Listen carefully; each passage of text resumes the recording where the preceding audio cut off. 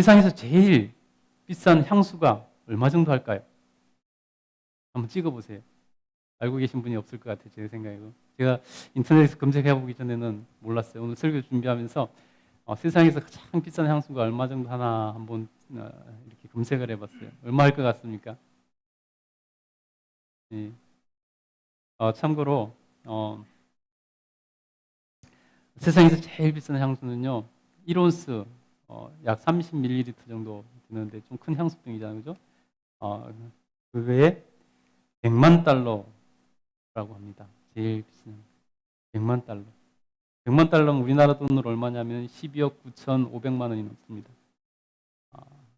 13억 정도 하는 거죠. 예, 골든 딜리셔스라는 그러한 제품입니다. 제가 한번 보여드리겠습니다. 어떤 제품인지. 예, 이 제품입니다. 예, 그렇죠. 예, 이게 향수가 왜 이리 비싸냐면 보시듯이 향수병이 각종 보석으로 이렇게 장식을 해서 사파이어, 다이아몬드 등등 여러 가지 보석으로 이렇게 장식을 해서 그렇게 비싼 거라고 합니다. 세상에 하나밖에 없는 향수라고 합니다. 예, 그래서 이것이 13억 정도 하는 그런 향수라고 합니다. 사실 향수 내용물만 봐서 가장 비싼 것은 제가 찾아본 것 중에서는 내용만 겉을 이렇게 병을 보석을 받고 이런 거 하지 말고 내용말만으로 제일 비싼 것은 몇백 정도 이렇게 하는 향수가 있었습니다. 예. 여러분 잘 아시는 샤넬 넘버 5 중에서 특정한 하나 모델이 한 병에 4,200달러, 우리나라 돈으로 540만 원 정도 하는 그런 향수가 있습니다. 만약에 여러분 그 향수를 여러분 가족이나 친구 중에서, 여러분 물론 재벌이 아니잖아요, 그죠? 예, 여러분 재벌이라면 모르겠습니다만 다르겠지만은 보통 사람인 여러분 친구나 가족 중에서 누가 540만 원짜리 향수를 사서 뿌리겠다고 한다면 여러분 뭐라고 말하겠습니까? 미쳤어, 그렇게 말하겠습니까? 예. 만약에 그렇게 산 향수를 발냄새를 없애려고 신발에 막 뿌리고 돌아다닌다거나 뭐 이렇게 한다면 뭐라고 하겠습니까? 예. 그렇죠. 굉장히 우리가 수용하기 힘든 그러한 상황이 벌어지는 거죠. 아마 대부분의 사람들이 그럴 것입니다. 그럴 돈 있으면 차라리 가난하고 불쌍한 사람들에게 나눠주라, 도와주라, 이렇게 하지 않겠습니까?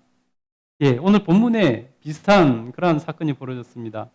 마리아라는 여인이 300일 품삯, 그 당시에 보통 노동자들이 하루에 한 데나리온이라는 품삯을 받았습니다. 그 시대는 직업이 다양하지 않고 그냥 우리 옛날에 시골에서 살던 거 생각해 보시면 모든 사람은 거의 동일하지 않습니까? 인범이 가서 뭐 하루 일해주면 거의 하루 일하는 품삯이 얼마냐면 1데나리온이었습니다. 그 당시에. 근데 300데나리온이면 그러면 며칠 일해야 되는 거죠? 네, 300일 일해야 되는 거죠. 그럼 뭐 이렇게 주일 빼고 뭐 좀 쉬는 날 빼면은 거의 1년 일하는 거잖아요. 1년치잖아요. 예. 그래서 그 1년 연봉에 해당하는 300데나리온이나 하는 인도산 고급 나드라는 그 향유를 갖다가 예수님 발에 붓습니다. 쉽게 말해서 1년 연봉을 해당하는 그 향수를 예수님 발에 부어드렸다는 것입니다. 여러분, 그것을 본 가룟 유다라는 사람, 가룟 유다는 사람은 누군지 아시죠? 그죠? 예수님을 팔아 넘긴 사람이 가룟 유다잖아요. 가룟 유다라는 사람이 우리와 똑같이 반응을 했습니다. 너 미쳤냐? 도대체 그 비싼 것을 왜 예수님 발에 붓냐? 그것을 팔아서 가난한 사람들이 차라리 나눠주는 게 낫지 않았겠냐? 이렇게 공리주의적 관점에서 이렇게 얘기를 했습니다. 그 여인을 꾸짖은 거죠. 여러분, 이해가 되세요? 그 여인이 한 행동이 이해가 되세요? 가룟 유다의 행동은 이해가 되세요? 예. 그럼 여러분, 마리아, 가룟 유다 중에서 누가 더 옳은 사람일까요? 예. 근데 여러분, 마리아가 아무 생각 없이 그런 일을 했을까요? 자기를 위해 쓴 것도 아니고. 한번 생각해 보세요. 그렇다면 마리아는 왜 갑자기 향유를 예수님의 발에 부었을까요? 여러분, 그래서 성경은 앞뒤를 잘 살펴보고 읽어야 되는 것입니다. 오늘 본문의 배경은 바로 오늘 본문의 앞장에 있는 사건을 배경으로 합니다. 마리아의 오빠 나사로가 병들어 죽었습니다. 오빠가 병들어 죽었는데 그 동생 마리아가 이제 아직 죽기 전에 병이 점점 깊어져서 죽기 전에 이제 곧 죽을 것 같은 마음이 들어서 더 이상 방법이 없어서 예수님께 사람을 보내서 이 동생 마르다와 마리아가 예수님 빨리 와 오셔서 우리 오빠 좀 살려주십시오 하고 부탁을 했습니다. 근데 예수님께서 도착하셨을 때는 나사로가 이미 죽은 후에 장사된 후였습니다. 그러나 예수님께서는 이미 죽어 장사된 나사로의 무덤에서, 그 당시 무덤은 우리나라처럼 이렇게 막 땅에 파묻는 무덤이 아니라 돌을 파서 이렇게 앞을 막는, 큰 돌로 앞을 막는 그런 무덤이었습니다. 그래서 그 무덤 앞에 가서 예수님께서 나사로를 살리셨습니다. 죽은 나사로를 살리셨습니다. 그래서 그 일을 동생 마리아가 겪은 것이죠. 여러분, 그 마리아의 마음이 어떻겠습니까? 이 소문은 더군다나 예수님께서 나사로를 살리신 이 소문은 온 나라에 퍼졌습니다. 많은 사람들이 죽었다가 살아난 나사로를 직접 눈으로 보기 위해서 그 동네를 찾아오고 했습니다. 여러분, 오늘 본문의 배경이 되는 그 사건을 보면요, 여러분, 우리 주님은 생명을 살리시는 분이십니다. 우리 주님은 우리 영혼이 죽었을 때 우리 영혼을 살리시는 분이십니다. 그래서 여러분, 우리의 삶이 죽음같이 힘들 때도 마찬가지로 우리 주님은 우리를 살려주십니다. 여러분, 성경을 보시면요, 정말 힘들어 고난 가운데 고통당하는 병자들, 또 정신적으로 고난 가운데 괴로워하는 이들, 정말 그 모든 이들을 치유해 주시고 그 죽음 같은 상황에서 살려주시는 것을 봅니다. 여러분, 우리도 살다 보면 정말 힘들 때가 있죠. 아침에 눈 뜨기가 싫고 이대로 잠들면서 죽었으면 좋겠다. 내일 아침에 안 왔으면 좋겠다. 그냥 우리도 그냥 오늘이 마지막 날이면 좋겠다 하는 그런 순간들도 있잖아요. 살다 보면. 여러분, 그때 여러분, 우리가 누구도 우리를 도와줄 자가 없기 때문에 그런 상심과 낙심에 빠지는 것 아니겠습니까? 그럴 때 여러분, 어떤 사람들은 딴 생각을 하고 다른 결정을 합니다. 그러나 여러분, 그때 생명을 살리시는 예수님을 찾으시기 바랍니다. 예수님을 만나시기 바랍니다. 여러분, 예수님을 만나고 생명이 살아난 사람들이 이미 증언하고 고백하고 있는 것 아니겠습니까? 우리 예수님께서는 죽음에서 살리시는 분이십니다. 유대인의 지도자들은 예수님을 눈의 가시처럼 여겼습니다. 사람들이 예수님을 따르고 예수님이 인기가 점점 높아지고 예수님이 영향력이 커지자 자기들과 다른 진리의 복음을 전하자 유대인의 지도자들은 예수님을 눈의 가시처럼 여겼습니다. 그런데 이번에는 예수님께서 죽은 자까지 살리셔서 온 나라에 소문이 났고 사람들이 그 죽었다 살아난 나사로를 보기 위해서 그 동네를 방문하고 하는 것입니다. 예수님의 인기는 점점 더 높아져 가는 것입니다. 그래서 대제사장과 바리새인들이 공회를 열어서, 그때 최고의 재판 기구죠. 예수님을 십자가에 못 박아 죽이기로 결정한 그러한 기구가 유대인의 공회입니다. 그 공회를 열어서 대책을 어떻게 세울까? 저 예수라는 자를 없애야 우리가 기득권을 유지할 수가 있는데 하며 회의를 했습니다. 근데 마땅히 죽일 방법은 없는 거죠. 당시로는. 지금 당장 어떻게 죽일 방법이 없는 거죠. 사람을 살렸다 그래서 무슨 제목이 되는 것도 아니고. 그래서 실제적으로 어떤 뾰족한 방법은 없이 회의는 그 당시에는 끝냈습니다. 그 후에 오늘 본문이 사건은 그 후에 일어난 일들인데요. 오늘 본문에 보면은 오늘 본문은 예수님께서 이제 마지막으로 이 땅에 오신 그 목적을 이루시기 위해서 예루살렘 성에 올라가셔서 이제 십자가를 지시기 위해서 마지막 예루살렘에 올라가시는 그 과정 길에서 오늘 본문이 있는 것입니다. 예수님께서 십자가를 지시기 위해서 예루살렘으로 올라가시면서 예루살렘에서 가까운 이 베다니 나사로가 사는 그 동네에 들르셨습니다. 그랬더니 너무 기쁘고 감사해서 온 동네가 예수님을 환영하고 맞아들이는 것입니다. 그러면서 잔치를 벌였습니다. 왜냐하면 여러분 나사로를 살려주셨으니 여러분 예전에는 다 시족사회였잖아요. 그 동네는 다 친척이고 뭐 가족이고 친척이고 그랬잖아요. 그러니 나사로를 살려주셨으니 온 동네가 기뻐하며 예수님을 환영하며 잔치를 벌였습니다. 우리 1절 2절 한번 읽어보겠습니다. 오늘 본문 1절 2절 한번 읽겠습니다. 시작. 6월절 엿새 전에 예수님께서 베다니에 이르시니 이곳은 예수님께서 죽은 자 가운데서 살리신 나사로가 있는 곳이라. 거기서 예수님을 위하여 잔치할세 마르다는 일을 하고 나사로는 예수님과 함께 앉은 자 중에 있더라. 아멘.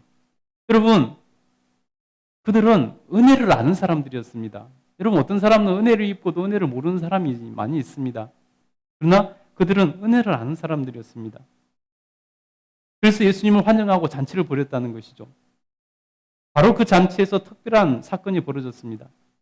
바로 나사로의 동생 마리아가 값비싼 나드 향유 한 근을 가지고 와서 예수님 발에 부어 발을 씻겨드린 것입니다.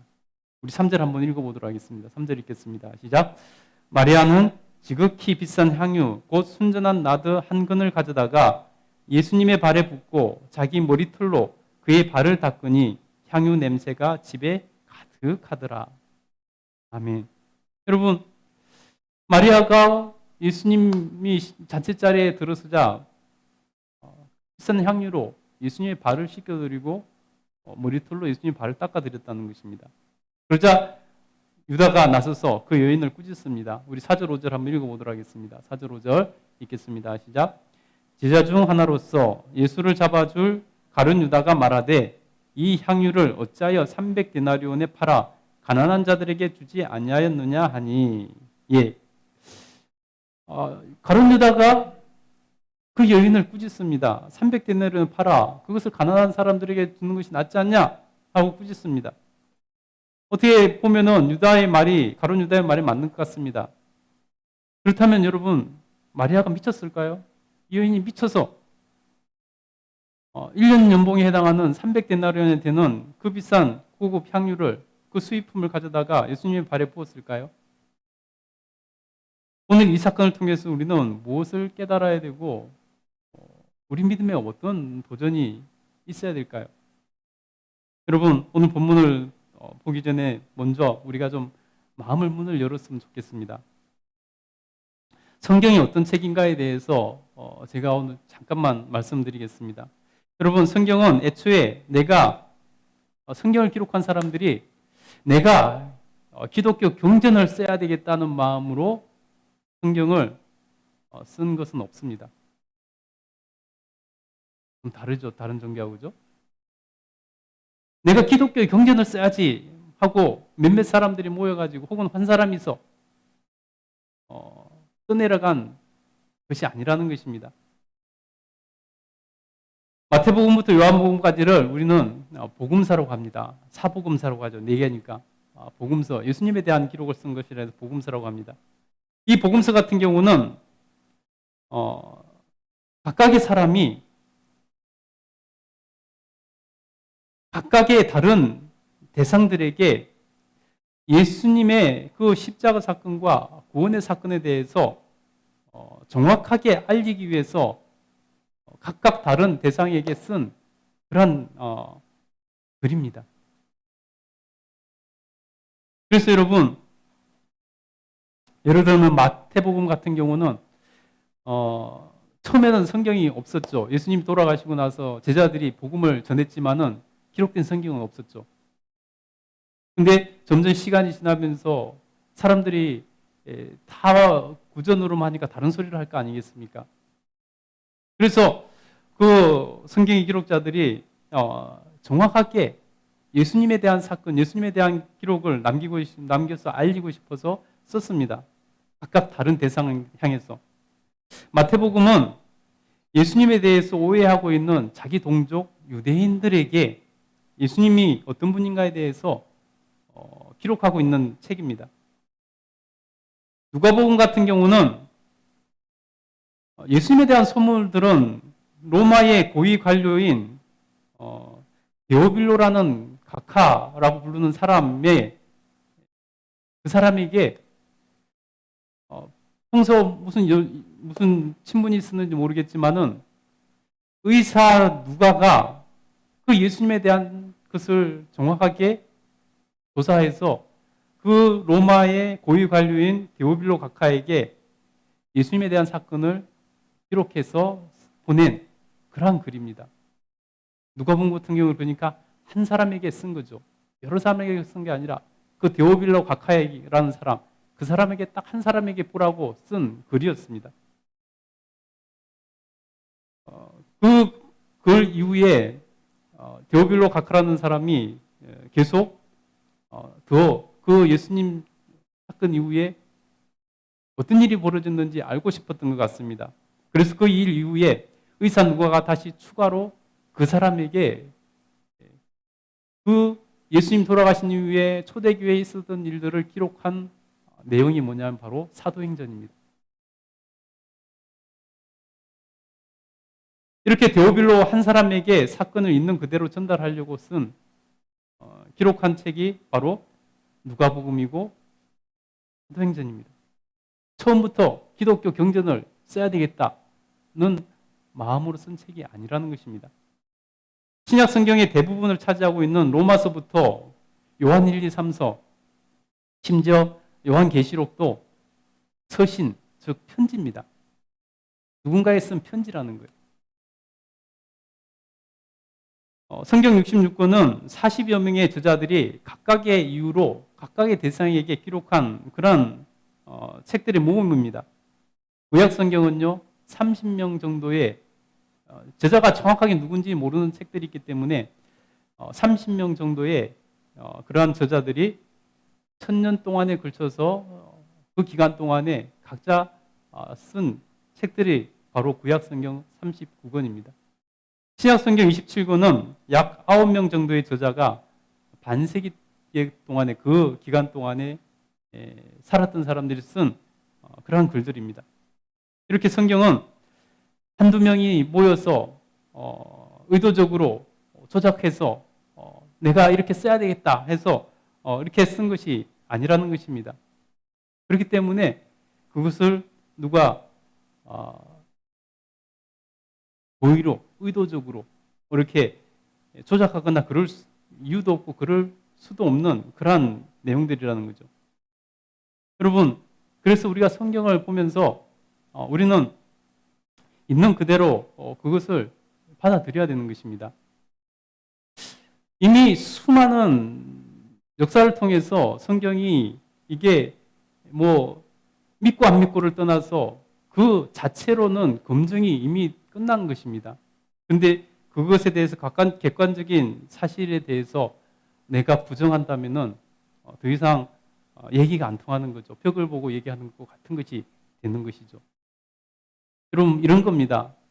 물이 H2O로 이루어졌다는 것을 우리가 나는 뭐 알 수가 없고 누가 그렇게 말을 하니까 그렇게 우리가 이해하고 듣는 거지 내가 어떻게 그것을 분석해서 어떻게 그걸 알 수가 있는 방법이 없지 않습니까?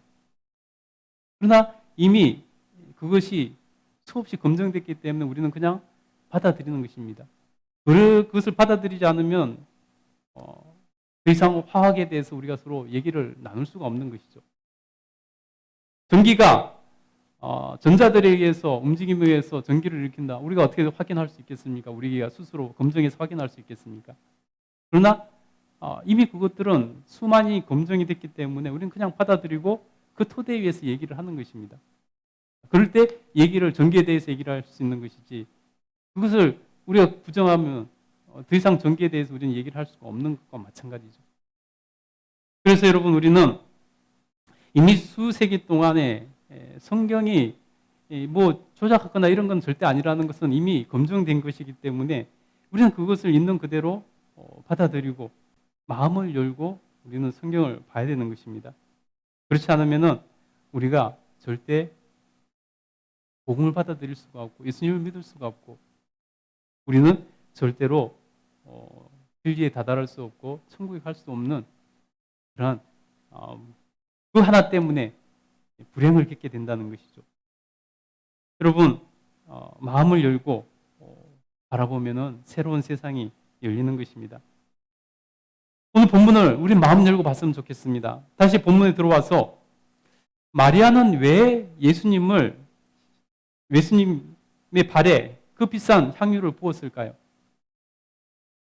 마리아는 오빠를 죽음에서 살려주신 예수님께 감사하면서 참을 수 없는 감격을 누렸습니다. 어떻게든지 예수님께 그 감사를 표현하고 싶었습니다. 그래서 여러분, 상식적으로 마리아가 예수님께 어떻게 감사를 표현할까 궁리를 하지 않았겠습니까? 보통 이성을 가진 보통 사람이라면은 궁리하지 않았겠습니까? 감사를 표현해야 되겠는데 어떻게 감사를 표현할까? 뭐 값비싼 선물을 드릴까? 뭐 이것을 할까 저것을 할까? 여러분, 우리가 고민하는 게 정상적인 사람 아니겠습니까? 마리아가 이런저런 생각을 하면 궁리를 했을 것입니다. 그러다가 결국에 결정한 방법이 바로 300데나리온이 되는 이 값비싼 향유를 예수님 발에 부어 예수님 발을 씻겨드린 것을 선택했습니다. 그럼 도대체 그것이 무슨 의미가 있길래 마리아는 그것을 통해서 자기의 그 감사하는 마음을 최대한으로 표현을 했을까요? 여러분, 오늘 마리아는 믿음이 뭔가에 대해서 여러 가지로 우리에게 보여주고 설명해주고 있습니다. 여러분, 믿음은 우리를 구원하신 예수님께 감사를 표하는 것이 믿음입니다. 그래서 감사 없는 믿음은 없는 것입니다. 그래서 성경은 우리에게 범사에 감사하라고 말씀합니다. 여러분, 이 마리아는 자신의 그 감사를 예수님께 그런 방식으로 표현한 것입니다. 또한 마리아의 이 행동은 자신의 신앙 고백이기도 합니다. 여러분, 당시에 손님들이 식사 자리에 초대를 받아오면요, 그 당시에 신발이 어떤 신발이었냐면은 오늘날로 말하면 샌들과 같은 신발입니다. 여러분, 로마 뭐 이렇게 시대 대상으로 하는 영화 같은 데 보면은 군인들도 샌들 신고 다니잖아요. 샌들 같은 가죽으로 끈해갖고 이렇게 신고 다니잖아요. 그런 신발이었다는 것입니다. 그러니 여러분, 발이 얼마나 쉽게 흙먼지로부터 더러워졌겠습니까? 그래서 잔치에 초대받은 사람들은 잔치에 초대한 사람이 하인들을 시켜서 그 발을 물을 떠다가 일일이 씻겨 드리고 수건으로 깨끗이 닦아 드리는 것이 그 당시에 손님을 초대한 사람이 하는 기본적인 예절이었습니다. 예의였습니다. 여러분, 그래서 그 남의 발을 누가 씻길까요? 여러분, 우리가 자식들의 발도 크면은 씻기기가 싫잖아요. 남편의 발은 여러분 씻겨 보셨나요? 남편 발도 씻기기가, 사랑하면서 결혼한 남편 발도 씻기기 힘들잖아요. 사랑하는 아내의 발도 씻기기 힘들잖아요. 남의 이 더러워진 발, 우리는 발을 완전히 감싸는 신발을 신고 다녀도 발이 지저분하다고 하는데 그 당시에 샌들을 신고 양말도 없이 흙먼지를 입고 다니는 그 발을 누가 씻기고 싶었겠습니까? 그 일은 종들이 하는 일이었습니다. 종들이 어쩔 수 없이 하는 그러한 일이었습니다. 그래서 그 당시에 남의 발을 씻긴다는 것은 터부시 되는 일이었고 종인하는 일. 그 일은 보통 사람은 절대 하지 않는 일이었습니다. 그런데 오늘 마리아는 예수님을 초대하고 그 예수님의 발을 종이 아닌 모든 사람이 싫어하는데 종이 아닌 이 마리아가 예수님의 발을 씻겨드리기로 한 것입니다. 그냥 물을 떠다가 예수님의 발을 씻겨드리는 것만으로도 정말 큰 감사의 표현입니다. 여러분, 그것으로 마리아는 예수님에 대해서 신앙 고백한 것입니다. 예수님을 주인으로 모신다는 뜻을 표현한 것입니다. 여러분, 기독교의 믿음은 예수님을 우리의 삶의 주인으로 모시는 것입니다. 우리에게 진정으로 믿음이 있다면 예수님을 우리 삶의 주인으로 모셔서 내 세상적인 그러한 욕심과 이기적인 방법으로 살아가는 것이 아니라 마치 종이 주인을 따라서 살아가는 것처럼 우리가 이제 예수님을 주인으로 모신다는 것은 예수님의 뜻대로 공의롭게 살아가는 것을 선택하는 것을 바로 그렇게 표현하는 것입니다. 그래서 여러분, 우리는 예수님을 따르는 사람, 예수님을 주인으로 모시는 삶을 사는 것이 그것이 진정한 믿음의 사람이라고 할 수 있는 것이죠. 오늘 마리아가 그것을 몸소 보여주고 있습니다. 그런데 마리아는 예수님의 발을 물로 씻어드리는 것이 아니라 물만 씻어드린 것도 대단한 것인데 인도에서 수입한 나드, 향유, 그 값비싼 향유로 씻어드린 것입니다. 여러분, 그 당시에 왕이 그런 호사를 누렸을까요? 왕인들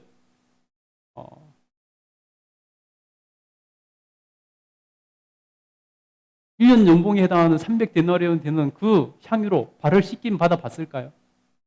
뭐 한두 방울 떨어뜨려서 씻김 받아봤을 수는 있을 수도 있겠지만 왕도 평상시엔 그런 일을 하지 않을 것입니다. 근데 여러분, 오늘 마리아는 그 300데나리온 되는 향유로 예수님의 발을 씻겨드리기로 한 것입니다. 얼마나 감사했든지 마리아는 자기의 감사를 그렇게 표현하고 있는 것입니다. 여러분, 왕도 누리지 못하는 것을 마리아는 예수님께 해드리는 것입니다. 이것은 무슨 의미입니까? 마리아는 예수님을 왕보다 더 귀한 분으로 고백하고 있는 것입니다. 오빠의 생명을 살려준 그 예수님을 왕보다 더 귀한 분으로 고백하고 있는 것입니다. 그 말은 바로 예수님을 왕보다 귀한 분, 그 당시에 왕보다 귀한 분은 신밖에 없었죠. 그 당시에 왕보다 귀한 분은 신밖에 없었죠. 예수님을 신으로, 메시아로 고백하고 있는 것입니다. 그래서 예수님의 발을 수건이 아니라 심지어 자기의 머리카락으로 예수님의 발을 씻긴 후에 닦아드렸다는 것입니다. 여러분, 우리 같으면 그래 최대한으로 그래 이해를 해서 향유로 예수님의 발을 씻겨 드리다 하더라도 마무리는 뭘로 하겠습니까? 수건으로 닦아드리지 않겠습니까? 근데 이 여인은 자기 머리카락으로, 수건 대신에 자기 머리카락으로 예수님의 발을 닦아드렸다는 것입니다. 여러분, 이 여인이 예수님에 대해서 얼마나 자기 신앙을 고백하는 것을 우리가 알 수 있다는 것입니다. 여러분이 만약에 생명의 은인이 있다고 하더라도 그의 발에 1년치 연봉이 나는 향유를 부어 씻겨드리기는 어려울 것입니다. 더군다나 당시에는 남의 발을 씻기는 것이 종이나 하는 일인데 그것을 해드리고도 그것도 모자라서 자기 머리카락으로 수건을 대신해서 닦아드리는 것은 더욱더 하기 힘들 것입니다. 여러분, 이것은 마리아의 예수님을 향한 존경과 사랑을 표현한 것이라고 밖에 할 수 없습니다. 마리아가 예수님을 얼마나 존경하고 사랑했는지를 알 수 있다는 것입니다. 사랑 없이 할 수 없는 일이죠. 여러분,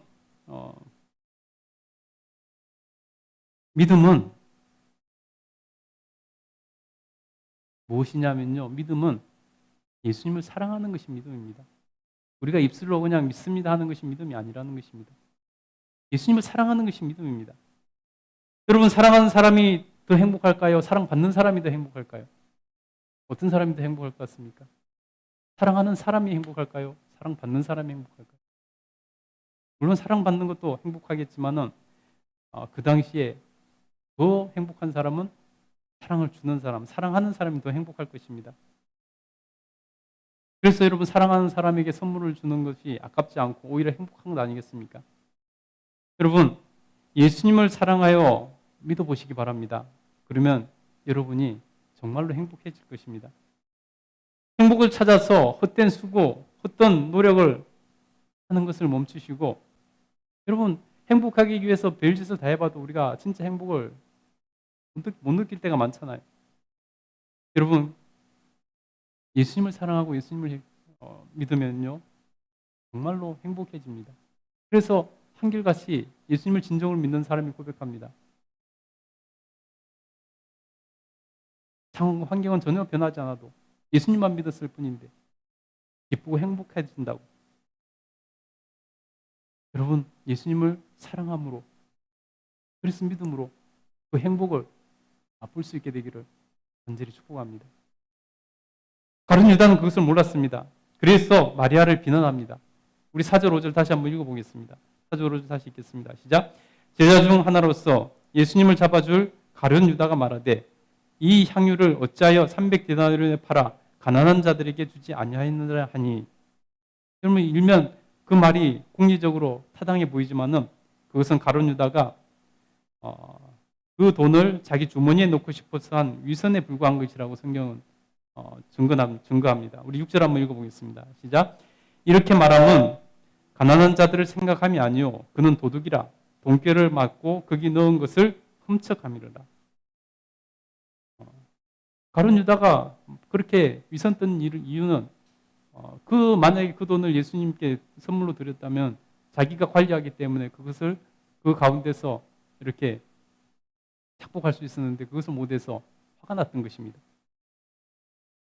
그 가룟 유다가 마리아를 꾸짖자 예수님께서 그 여인을 위로하고 칭찬하시면서 상황을 정리하는 것을 볼 수 있습니다. 우리 8절 한번 읽어보겠습니다. 8절 읽겠습니다. 시작. 가난한 자들은 항상 너희와 함께 있거니와 나는 항상 있지 아니하니라 하시니라. 아멘. 여러분 이 글을 읽고 어떤 사람들은 오해하는데요. 이 말씀은 예수님께서 가난한 자들을 외면하라는 말씀이 아닙니다. 우리 주님은요 누구보다도 가난한 자들과 함께 하셨고 그들을 도와주셨고 또 제자들에게 그들을 도울 것을 말씀하셔서 초대기부터 우리 기독교는 가난한 사람들을 구제하는 일에 애썼습니다. 여러분 예수님이 가난한 자들과 어울리는 것을 유대교 지도자들은 비난했습니다. 그 정도로 예수님은 가난한 자들을 홀대하거나 그런 분이 아니라 그들을 사랑하시고 그들을 위해서 위하셨습니다. 근데 여러분 오늘 예수님께서 이렇게 말씀하신 건 뭘까요? 예수님께서는 이 경우는 특별한 경우라고 지금 말씀하고 있는 것입니다. 나라가 여러분 재정을 가난한 사람들을 위해서만 사용하고 다른 곳에 사용하지 않을 수 없지 않습니까? 나라가 가난한 사람들을 구제하는 것은 당연한 일이지만은 그 세금을 그 재정을 가난한 사람들만 구제하는 데 사용할 수는 없는 것 아니겠습니까? 그거 마찬가지입니다. 여러분 코로나 전염병이 갑자기 터졌을 때 정부에서 복지 예산도 돈이 없으면 복지 예산도 그곳으로 가져갈 수가 있고 다른 예산도 그곳에 가져가서 그 코로나 발생했을 때 그것을 해결하기 위해서 쓰지 않겠습니까? 바로 그런 것과 마찬가지라는 것입니다. 예수님께서 말씀하신 것은 가난한 자를 외면하는 것이 아니라 이 경우는 특별한 경우라고 말씀하고 있는 것입니다.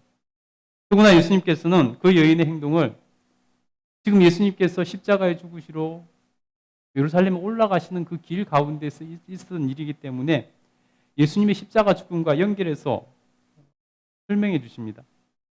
예수님의 죽음을 위한 향유라는 것입니다. 우리 7절 한번 읽어보도록 하겠습니다. 7절 읽겠습니다. 시작. 예수께서 이르시되 그를 가만두어 나의 장례할 날을 위하여 그것을 간직하게 하라. 예, 유대인들은 사람이 죽으면은 그 시체에 향유를 바릅니다. 때마침 예수님께서는 십자가에 죽으시러 예루살렘에 올라가시는 그 길이었기 때문에 이 마리아의 행동을 향유를 부은 것을 예수님의 죽음을 미리 위한 것이다라고 말씀하고 있습니다. 여러분 오늘 이 사건은요 마태복음, 마가복음에도 동일하게 기록되어 있습니다. 마가복음 14장 8절부터 9절을 보면요 이렇게 말씀하고 있습니다. 우리 8절 마가복음 한번 읽어보도록 하겠습니다. 본문 마가복음 14장 화면 보세요. 화면 보시고 같이 읽겠습니다. 시작. 그는 힘을 다하여 내 몸에 향유를 부어 내 장례를 미리 준비하였느니라. 내가 진실로 너희에게 이르노니 온 천하에 어디서든지 복음이 전파되는 곳에는 이 여자가 행한 일도 말하여 그를 기억하라 하시니라. 아멘. 여러분, 오늘 사건을 마가복음은 그렇게 기록하고 있습니다. 성경에 기록되어서 그 여인의 사건은 오늘날도 우리의 귀한 믿음의 선배로 기억되는 것이고 우리에게 믿음이 무엇인가를 가르쳐주고 있습니다. 저와 여러분도 오늘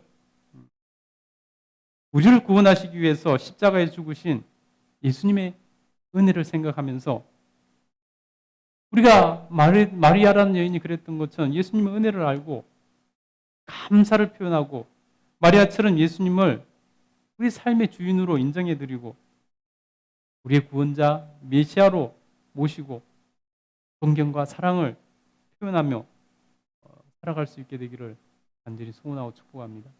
그러면 여러분, 우리 예수님께서 마리아를 칭찬하신 것처럼 우리도 칭찬받고 마리아가 기억된 것처럼 우리도 기억될 것입니다. 여러분, 가룟 유다처럼 위선 떨지 마시고 칭찬받는 그러한 그리스도인 되기를 간절히 소원하고 축복합니다.